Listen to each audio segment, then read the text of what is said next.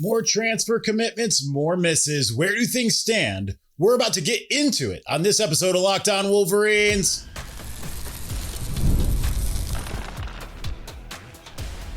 You are Locked On Wolverines, your daily podcast on the Michigan Wolverines. Part of the Locked On Podcast Network, your team every day. Happy Tuesday. We are back in doing it. Locked On Wolverines podcast, part of the Locked On Podcast Network, now the #1 sports podcast network.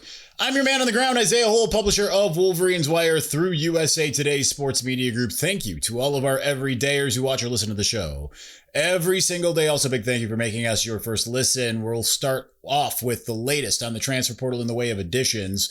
Then we'll get into expected additions and potential ones before we get into where we are concerned, but why we're not completely concerned. There's a lot going on here. All right, let's go ahead and start off with the most recent addition. We'll just kind of do a touch and go here with a lot of things here. But they're all three stars in the transfer portal. One was a 4-star as a recruit. That's the latest one, which is Colin Hurley, the quarterback out of LSU. So that's exciting that they're. I mean, there's not a lot of 4-stars in the transfer portal with the portal rankings, but actually, let's start with Chris Bracy, the Memphis defensive back. By way of, is it UAB? I think he originally came from. I mean, he is an absolute playmaker at safety, and I think the first thing you need to look at with some of these guys is like where do they come in? Like who are they replacing, or who can they be essentially? And Chris Bracy is a guy that he was a starter for Memphis. He was very, very good. I'm going to pull an audible on my own plan here. And just as I was like, I'm not going to discuss stats. I changed my mind. I'm going to discuss stats. So Bracy was third on the team with 81 tackles last year. An absolute playmaker. He had only one interception, but he was a guy that could do a lot. Third in the way on the team of tackles for loss with 9.5. He had no sacks, but he also had, I think, 9 passes. Yep, 9 passes broken up. So he did a lot. Physical guy that absolutely can fit in right away. I think I look at him and I say, all right, there's your replacement for Brandon Hillman, who is departing, but yet he has not seemingly found another place to go as of yet. So I think that they've got a lot going on as far as him. I think he's one of those quiet, kind of like last year's TJ Metcalf addition in some ways, where it's like, okay, this guy can absolutely play. Now, obviously, TJ and Tevis Metcalf are on their way out. TJ committed to Tennessee. You have to imagine Tevis is right behind him. But he's a guy that I feel like they can do a lot of stuff with. And I feel like is someone that people are going to be looking at and saying, oh, wow, that ended up being a really, really good addition. They got an offensive lineman from via Hawaii from Nebraska. Went to the same high school as Roman Wilson. I don't think there was overlap just due to the timing of that all, but still, St. Louis High School in Honolulu. Houston Kaina Torres, I'm probably butchering that. As Hawaiians, people who live in Hawaii love to, like, remember when I wasn't saying Kamehameha, talking about Malachi Lee. Nonetheless, he's entering his second year, so they've got a guy who's already a behemoth. He's already got a year of strength and conditioning under his belt. No, the offensive line at Nebraska wasn't like exactly a murderer's row, wasn't exactly killing it over there. But I mean, still, like, just adding to the depth of a room that's already got a lot of depth. So that's always a good thing. Then you've got Max Alford, who is coming via BYU. He is the nephew of Tony Alford. I think that's the great thing here. Like, he did start at Utah State, but at the same time, he had some time on task with Jay Hill. And I'm going to get into this a little bit more later, but like, even though he wasn't exactly doing a heck of a lot here, not a highly rated recruit, not a guy that did a heck of a lot while he was at BYU. 14th on the team in tackles with 21. He had 1 sack and let's see, tackles for loss. He had 2. So one of those is the sack, but not a lot, but I think that the familiarity breeds success in a situation like this. So that can bode really well for just to be able to get a guy like him and, hey, start family affairs, right? The Whittinghams, the Alfords, you just keep on adding in guys with the same names and so on and so forth. Not a splashy name for them to add, but it certainly is a good one in terms of just being able to have someone that already knows what's going to be expected of him. And that can be something that does a lot of positives for Michigan in this case. So here I see like they're filling some needs to some degree. Alford in particular. I forgot to mention Colin Hurley. He just committed like an hour ago from this point. LSU quarterback. He was supposed to be on the same roster as Bryce Underwood to begin with. So this is kind of the final destination of it all, right? Like he just ends up being like he was probably going to be Bryce's backup at some point. That's likely what's happening here. He's in Jaden Davis's year, so you're kind of retconning that to some degree with Jaden Davis hitting the portal. Don't know a heck of a lot about Colin Hurley, but again, just adding the room. You've got the two guys that can fill the roles. I mean, you lost what? You lost 4, and you lost Davis Warren, Mikey Keene, Jake Garcia, and Jaden Davis. You add 4 with 2 transfers and 2 freshmen. So your room is back to where you want it to be in terms of depth, but maybe not in terms of having they've got 2 guys, with Braden Fowler-Nicolosi and Colin Hurley, who absolutely, it's. Braden Fowler-Nicolosi is a little bit less break glass in case of emergency in terms of this is really bad because he's got a lot more starting experience. But you've got plan B, C, D options now where you're not going to completely blow things up in the season if something were to happen to Bryce Underwood. And, you can't predict those things, right? Like you could just get hit wrong and it could be like a concussion or something like that. And now you have a scenario where at least okay, this guy's going to be out a week. We got someone who can come in and still win a game. And that's important. So I'm a little curious when you're looking at filling some of the needs, offensive line is not exactly where I'd go considering the player retention there. Yeah, they lost some, but we might be looking at it differently come the season. It might be like, oh, he ended up being a guy, whether it's this year or next year, who ends up being a big time player. Or it could just be like, okay, what was the necessity for that? I don't know. I'm sure they have numbers that they're trying to hit.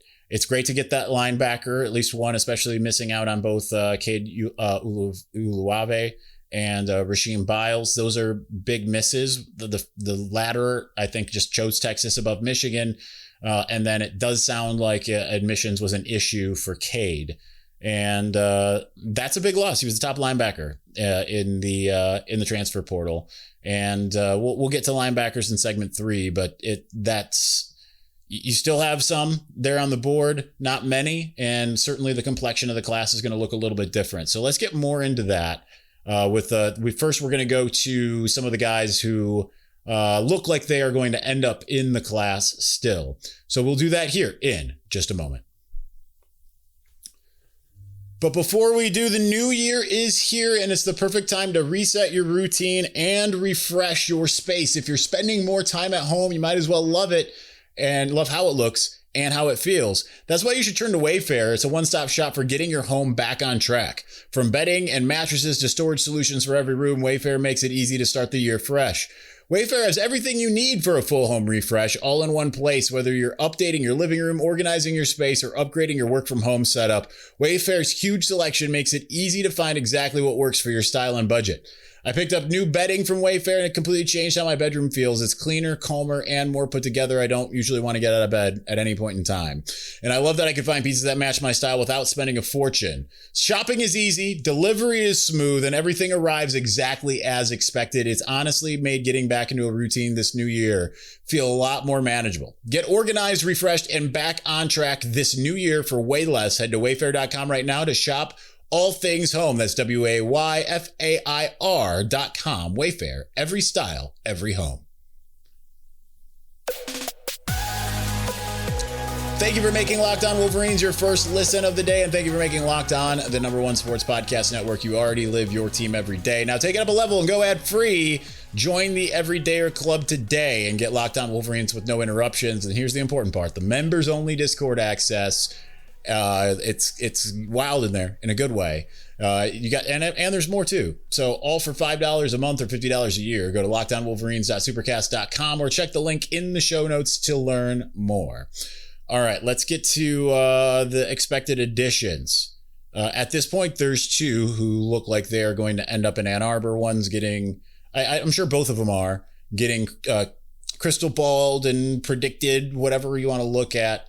Let's start with, and they're both related, right? Salesi and Aisea Moa are the two. So for Aisea Moa, let's start there. First off, the most important thing here is Michigan absolutely needs more linebackers. And we'll talk again more about linebackers in segment 3, but like this is a kind of a similar scenario, right? He doesn't have a lot of time on task. He wasn't like a top playmaker, but he comes initially from BYU, then he was at MSU last year, didn't do much at either spot.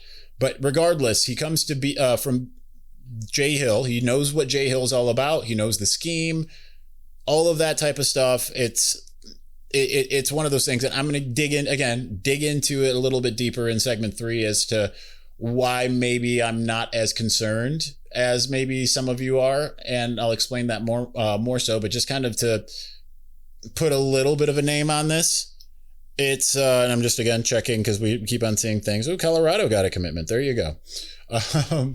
It's there's some things that you want to look at, like familiarity in the system, in the scheme, the fact that you're trusting this particular staff to be able to develop, right? Like, so with that, you say, oh, you might look at it and say, well, he didn't really develop under Hill, and he went to MSU and everything. He wasn't really a player there, but they also just need bodies to some degree. But regardless, it can definitely pay some dividends to bring in someone who knows the scheme and has been a part of it, compared to bringing in a moderate outsider that's maybe a little bit more talented, or that people will kind of look at and say, ooh, definitely need that guy, but he's maybe just a little bit better, but maybe he comes from a different scheme, isn't going to understand this as well and not be able to play within the system that he is tasked. So I think that can be a good thing.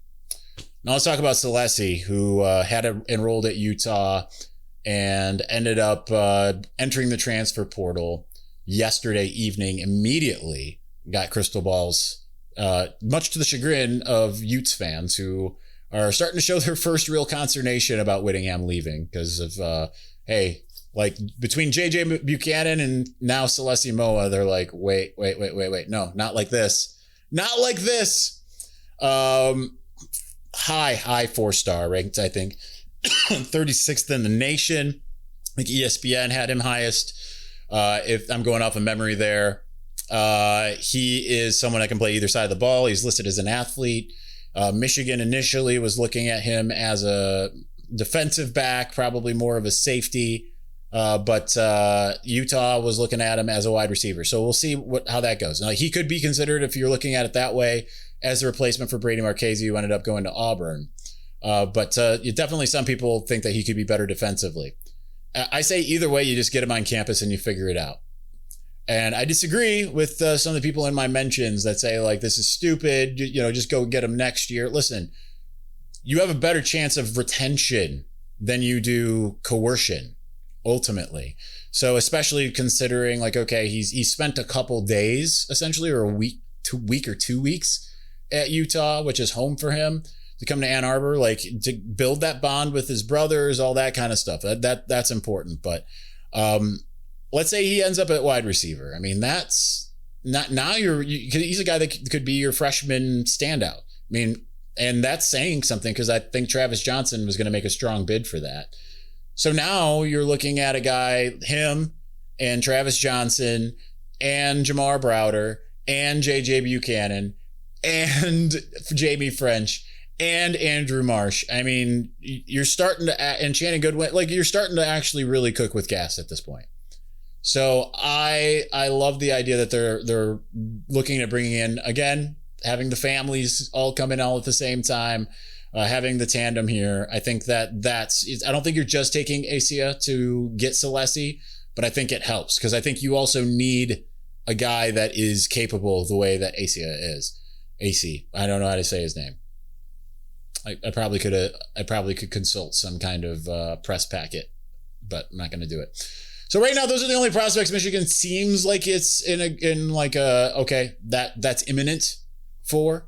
I have not done a pre-write, but that's not because I don't think they're coming. It's just because I've kind of taken we'll write it when it happens type of approach lately. My colleagues are split a bit on, so like going down the rest of the guys here. Colleagues are a little bit split on cornerback Smith Snowden, who comes from Utah. There is some talk about whether it's admissions, and I've seen one say that definitely is a factor. I've seen one say that's not. Again, Notre Dame and Oregon look to be the competition, although Notre Dame obviously just stole away Jaden Sanders, so maybe that, yeah. And like, listen, if they get Smith Snowden, that's huge, especially, and we'll talk about this on the other side here, but like that could be big. Meanwhile, because you still have other positions of need, and right now they're not looking as likely to be filled.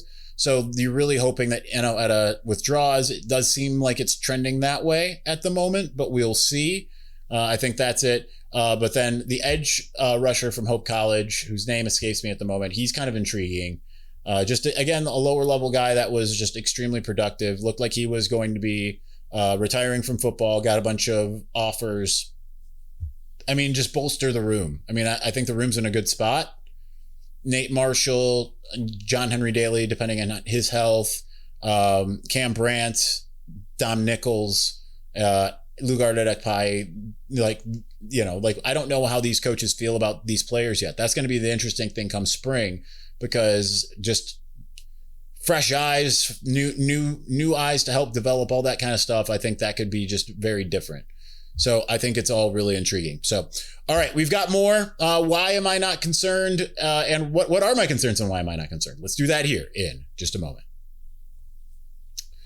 But before we do, there's nothing like college football season. Tailgates, packed stadiums, and being right there in the middle of it all, the energy, the bands, the moments that you actually remember, but actually getting tickets, that part used to be frustrating.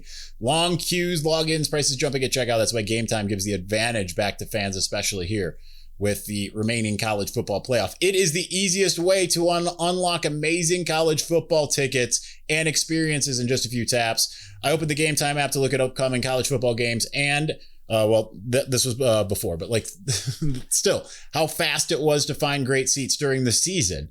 The app is incredibly easy to use. I went from browsing to buying tickets in just minutes, and you can see the seat view. That's what I love. Zone deals. Guess what? You pick the section, Gametime picks the seats, you save even more. So many different things. So take the guesswork out of buying college football tickets with Gametime. Download the Gametime app, create an account, use the code LOCKEDONCollege for $20 off your first purchase. Terms apply. Again, that's LOCKEDONCollege for $20 off. Download the Gametime app today.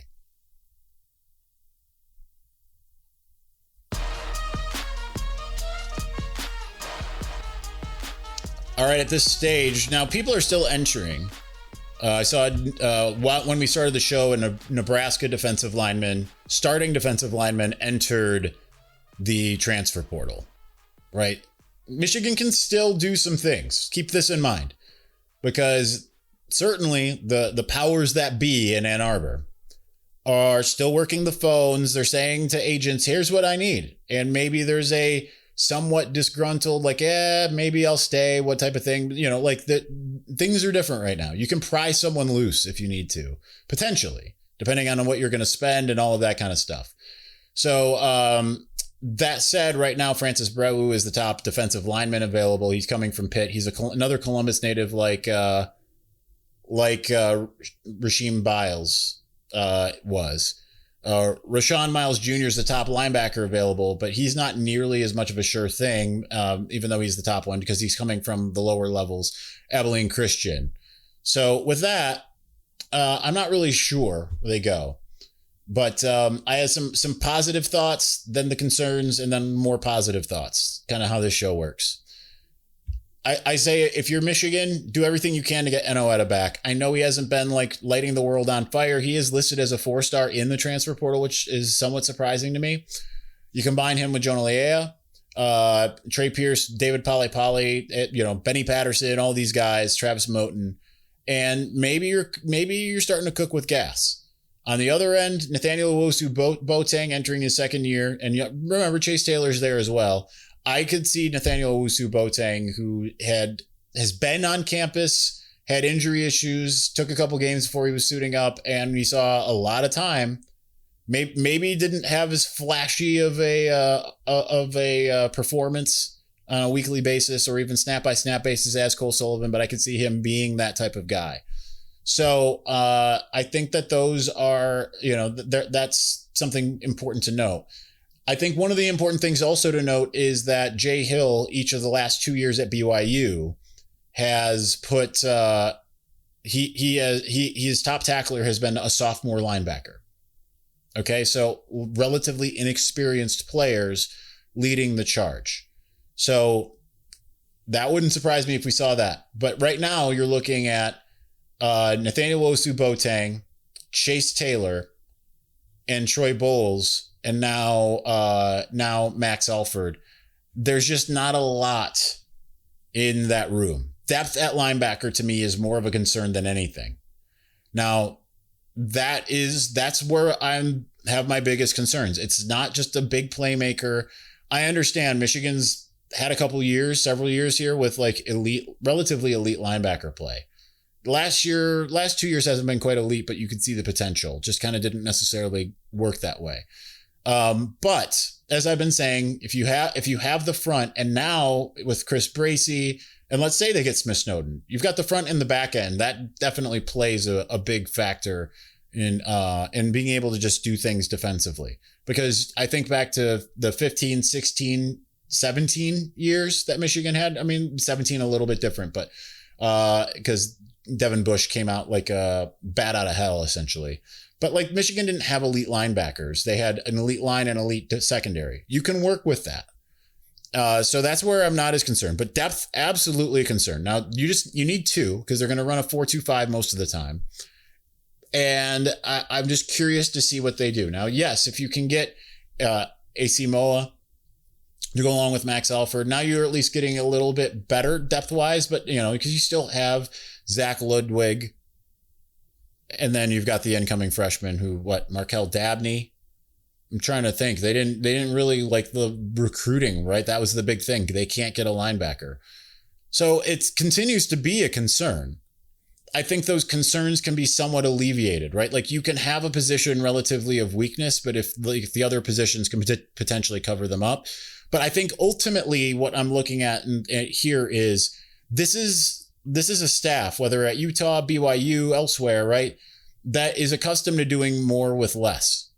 So to some degree, you have to trust that development can work at least for this year. Now they're going to be facing some top offenses, certainly.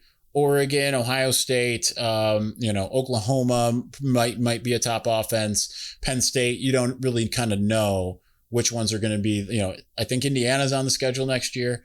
So yes, you want to have as much going for you defensively, but like you look at what BYU and Utah both had been the last couple of years, they're not filled with as much talent as what Michigan currently has. So you look at it and you say, all right, you've got an NFL coach working with the linebacking core, and you've got Jay Hill, who might be among the best defensive coordinators in the country. You've got people who are accustomed to developing, which is something I don't think that we've necessarily seen in the last 2 years. I think that Mike McDonald and Jesse Minter did a very good job of developing. Whereas I don't know that, and I say this, I love Wink. I love Wink.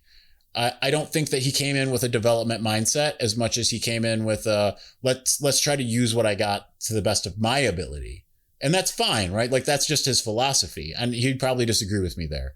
But at the same time, like this is a staff that Michigan has that is used to taking guys that maybe aren't even ranked as high as Chase Taylor, who was one of Michigan's lower rated recruits in the 2025 class, and making them into a guy who would be like, significantly coveted. right? Like, and keep in mind, you can move some guys around too if you absolutely need to. Now, I don't know that there are a lot of running backs that you're looking at right now and saying like, hey, let's move you to linebacker. Sometimes that works. But concerns, absolutely. Do I feel like it's mostly going to work out? I do. Now, that's maybe me having a little too much faith in what this staff is at the moment. Maybe. But I think that now there's adults in the room in ways that I think that maybe there weren't last year. And I think that could pay some dividends. So we'll see. Of course, they could always try to swing big and try to see if they can get Jimmy Rolder to reconsider. However, he did commit to one of, I think, the Senior Bowl, or maybe it was the East West Shrine Bowl. I'm not really sure which one it was. Kind of feels like he's on his way out. I'm not sure if he's hired an agent or not beyond his NIL agent. So that could, excuse me, that could complicate things. All right. Losing my voice, that's going to mean it. That's that terrible disappointment. It's time to end. So thanks for watching. Thank you for listening. We will be back soon. Peace.